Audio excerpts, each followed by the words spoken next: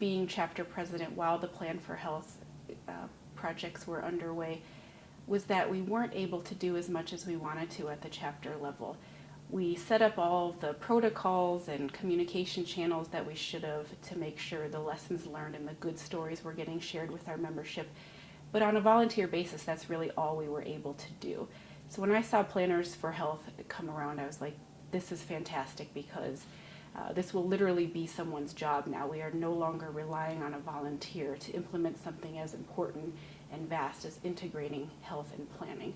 So with Planners for Health, I see it as sort of an internal, sort of introspective look at how can the chapter support the integration of health and planning. Because the planning field, we're a little late to the game at the sort of community level and state level.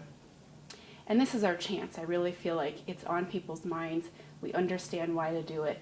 Now is the time. So I don't have all the answers going in, but I'm confident that over the 6-month period, we're going to figure out how the chapter can support the good work.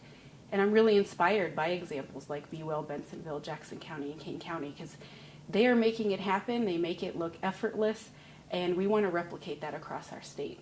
Decision makers are definitely an important part, and that's something for us as a chapter and as a field, I think transcends health. That's something we're always mindful of in all of the work we do. When we see planning departments getting shut down or minimized, we need to continually communicate the value of planning. So specifically on the health issue, again, I think elected officials understand quality of life. They may or may not choose to use those terms, but if their constituents are feeling a decline in quality of health, that's when you get phone calls, emails, angry town halls.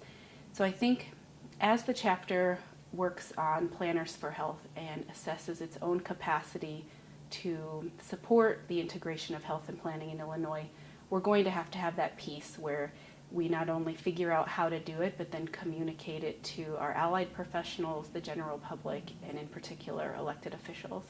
So our 3 Plan4Health communities are really inspiring, and they were already up and running and functioning when Plan4Health came around. What Plan4Health allowed them to do is sort of take their work to the next level. And with Planners for Health, it's really on me and the Illinois chapter to find ways to support the replication of that work.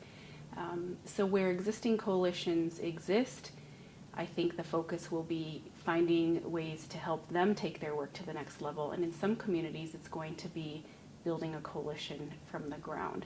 I think there's an interesting opportunity for the planning profession as a whole to take a step back and maybe realize that we don't have to jump onto whatever the latest topic is, the latest bandwagon, but if we reinforce our value as far as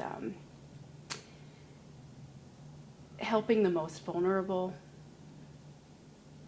being sort of human-centered, an emphasis on community engagement and process, those are really unique to planning when compared to our allied professionals. Mm-hmm. And if we can, as a chapter, sort of institutionalize that process, that approach, the value of what we're doing, I think no matter the topic, but clearly I'm here to try it out on health first, that we're seen as a resource, we're seen as the go-to people in this goal of improved quality of life, healthier communities, great communities, so that if 5 years from now we're facing something completely different or we've already solved the health issues of all our communities, we're positioned to take those on. So I think that what I've learned from our Plan4Health communities is that the work takes time.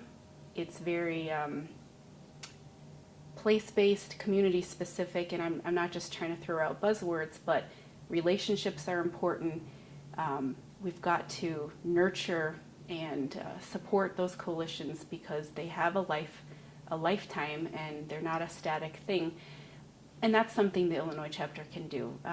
We're 1,500 strong across the state. We've got everything from small farm communities to, one of the country's biggest cities.